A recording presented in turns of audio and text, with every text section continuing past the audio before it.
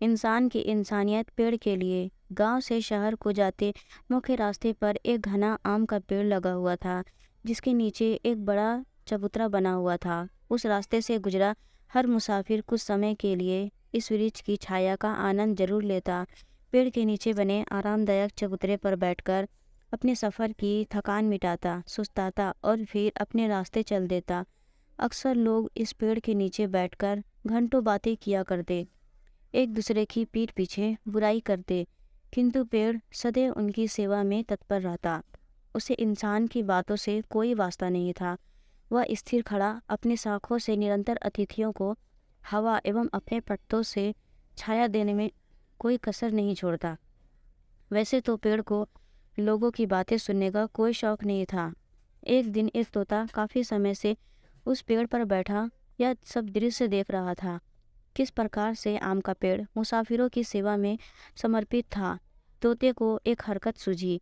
उसने पेड़ को छेड़ते हुए पूछा, क्यों भाई, बड़े भले बनते फिरते हो, लोगों को छाया देते हो, शीतल हवा देते हो, थके मुसाफिर को दो पल सुकून देते हो, तो क्या हुआ?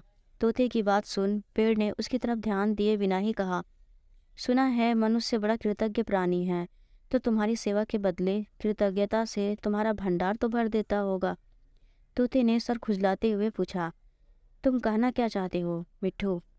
पेड़ को तोते का इस तरह मजाक उड़ाना पसंद नहीं आया। उसने भी तपाक से तोते को मिट्ठू कहकर अपना कलेजा शांत किया। लगता है लोगों को शीतलता देते देते तुम बड़े चिड़चिड़े हो गए हो यार, मैं तो मजाक कर रहा था। तोते को इस प्रकार से पेड़ द्वारा चिढ़ना अजीब लगा। उसने सोचा, चलो छोड़ो, कहीं ज़्यादा चिढ़ जाएगा तो अपनी डाल हिलाकर मुझे ही भगा देगा।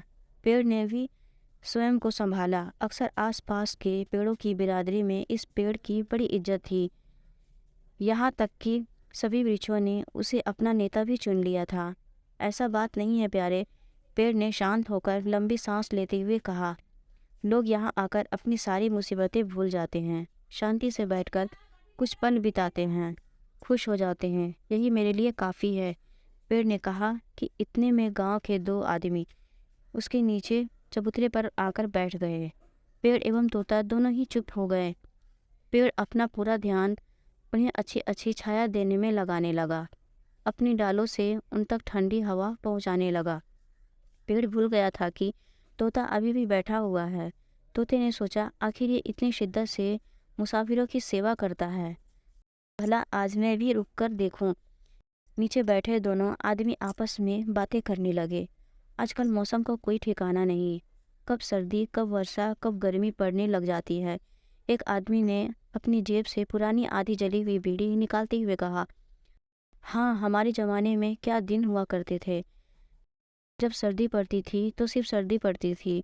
अब देखो ना, कल ही बारिश आई थी और आज कितनी तेज़ गर्मी पड़ रही है। दूसरे आदमी ने अपनी जेब से माचिस निकालकर पहले की तरफ कर दी। पेड़ भी अब वैसी छाया कहाँ देते हैं। अब इसे ही देख लो, कितना मोटा हो गया है, परंतु ठीक से छाया तक नहीं दे रहा। पहले वाले आदमी ने बीड़ी सुलगाकर धुआं पेड़ की तरफ छोड़ते हुए कहा। दोनों की बातें सुन पेड़ ने अपने पत्ते जल्दी जल्दी हिलाने शुरू कर दिए। दूसरा आदमी उस पेड़ की तरफ देखते हुए बोला, देखो तो सही, कितना घना है, फिर भी ठीक से छाया नहीं दे रहा। ऐसे पेड़ तो धरती पर बोझ है, इसको तो काटकर लकड़ी जलाने के काम में लेना चाहिए। कितना मोटा पेड़ है। दूसरे ने पेड़ के तने की तरफ देखते हुए कहा। पेड़ ने जैसे ही यह बात सुनी, उसके दिल की धड़कन बढ़ गई, किंतु उसने हवा करना जारी रखा। दोनों आदमी कुछ देर तक उस पेड़ की बुराई करते रहे। तोता उनकी बातें ध्यान से सुनता जा रहा था। फिर कुछ देर बाद दोनों वहाँ से उठे। उनमें से एक आदमी एक पेड़ की डाल की तरफ बढ़ा जो काफ़ी नीचे तक लटकी हुई थी। तोते को लगा अब शायद यह आदमी जाते जाते इस पेड़ को कुछ तो धन्यवाद दे सकता है, किंतु दूसरे ही पल उसने देखा तो उसकी आंखें फटी की फटी रह गई। उस आदमी ने पेड़ की वह टहनी यह कहते हुए मोड़कर तोड़ दी कि मेरी बकरियों को खिलाने के काम आएगी। कुछ ही देर में दोनों आदमी वहाँ से आगे निकल गए। पेड़ उनकी बातें सुनकर थोड़ा उदास हो गया। उसे अभी भी नहीं पता था कि तोता चुपके से यह सब सुन रहा था। तभी अचानक एक पुरुष व एक महिला मुसाफिर जो दिखने में पति पत्नी लग रहे थे उस पेड़ के नीचे आकर बैठे। महिला बोली, आपकी माँ को समझा देना, मुझसे ताने में बातें नहीं करे। महिला की आवाज़ थोड़ी तेज थी। मैं जब से ब्याह के आई हूँ तब से वह महारानी साहिबा की बड़ी ठाठ है। बना बनाया खा खा कर इस पेड़ की तरह मोटी होती जा रही है, ऊपर से ताने मारना नहीं छोड़ती। बोलते हुए औरत की सांसें फूल गई। तुम तो शांत हो जाओ, तुम क्यों इस पेड़ की तरह अकड़ू बन रही हो? घर परिवार में छोटी बड़ी बातें होती रहती हैं। आदमी ने पत्नी की बातों को रटा रटाया जवाब देते हुए पेड़ की तरफ देखा। उसे एक आम नीचे लटकता हुआ दिखाई दिया। उसने खड़े होकर उस डाल को पकड़ा जिस पर आम लटक रहा था। जोर लगाने से आम समेत पूरी डाल टूट गई, परंतु आदमी नीचे गिर पड़ा। उसकी इस हरकत को देखकर औरत बोली, कितने बड़े हो गए हो पप्पू के पापा, पर अभी तक अकल नहीं आई। डाली टूटी तो कोई बात नहीं, पर अपने हाथ पैर तोड़ देते तो? आदमी ने गिरा आम उठाते हुए कहा, अरे तुम तो पगला गई हो। किसी जमाने में हमने पत्थर की के इस निशाने से इसी पेड़ के कई आम तोड़े थे, किंतु अब इस पेड़ में वह बात नहीं रही। पेड़ उनकी बातें सुनते हुए अपने पत्तों से हवा करते जारी रखा था। बगल में बैठा तोता यह नज़ारा चुपचाप देख रहा था। उसने खुद को छुपाए रखा, क्योंकि अगर पेड़ को पता चल जाए कि तोता यह सब सुन रहा है तो पेड़ कब का तोते को उड़ा दे। कुछ देर पति पत्नी लड़ते रहे, फिर उठकर वहां से चले गए। उनके जाते ही पीछे से कुछ लड़कों का झुंड उस पेड़ की तरफ आया। सभी ने आसपास के पत्थर उठाए एवं चुन चुनकर पेड़ पर लगे आम के फलों पर प्रहार करना शुरू किया। एक पत्थर का किनारा तोते को छू कर निकला। तोते के तोते उड़ गए, पर आज उसने ठान रखी थी कि वह आखिर तक डटा रहेगा। लड़कों के चले जाने के बाद एक चरवाहा अपनी भेड़ को चराते हुए आया।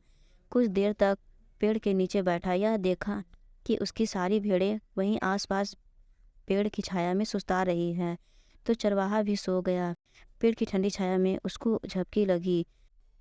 तोते ने यह सोचा, जरूर पेड़ को धन्यवाद देगा। इसी इंतजार में छुपकर बैठा रहा। जब चरवाहे की आंखें खुली तो उसने खुद को तरोताज़ा महसूस किया। आसपास चरती अपनी भेड़ों को देखा, फिर आम के पेड़ की तरफ देखा। तोते ने सोचा, बस अब शुक्रिया अदा करने ही वाला है। तभी अचानक चरवाहा उठ खड़ा हुआ। उसने बांस की लकड़ी हाथ में ली, जिसकी ऊपरी छोर पर एक दराती बंधी हुई थी। लकड़ी से पेड़ के नीचे वाली टहनियों को काटने लगा। वह जोर जोर से आवाज़ देकर अपनी भेड़ों को पास बुलाने लगा। तोते से यह नज़ारा देख रहा नहीं गया। उसने सोचा, चलो जाते जाते सही। चरवाहा पेड़ को छाए से तो खुश हुआ। जब चरवाहा रवाना हुआ तो एक बार फिर पेड़ की तरफ देखा। अब तोता खुश हुआ, क्योंकि उसे पूरा यकीन हो चला था कि यह इंसान धन्यवाद जरूर देगा। चरवाहे ने एक पत्थर उठाया और जोर से आम पर निशाना लगाया। आम नीचे गिर गया। उसने उठाया एवं मुंह लगाकर चखा तो वह अभी भी खट्टा था।